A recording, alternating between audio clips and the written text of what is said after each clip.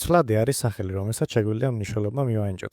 ჩვენ რომ შექმნათ პროგრამები საბანკო ანგარიშებზე, ანგარიშებზე დაგჭირდება რამდენიმე მონაცემი. ეს მონაცემები შეგვიძლია ჩამოვწეროთ და მივაენჭოთ მათ მნიშვნელობები.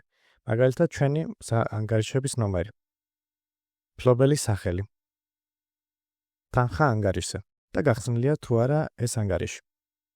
ცვლას შეიძლება მნიშვნელობა ჰქონდეს როგორც მთელი რიცხვი, ასევე აწილადი, ტექსტური მონაცემი და ცვლადი ასევე შეიძლება გვიჩვენებდეს რაიმე ჭეშმარიტია თუ მცდარი.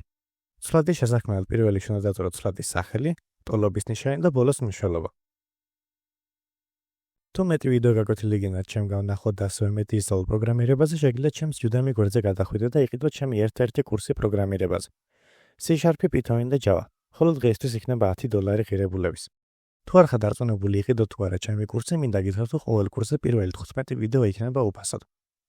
თუ მაინც არ იცით გინდა თუ არ აყიდო, შეგიძლიათ ჩემს YouTube გვერდზე გადახვიდეთ და მთელი 1 წელიწადის განმავლობაში ამ კურსებს ავტვირთავ უფასოდ.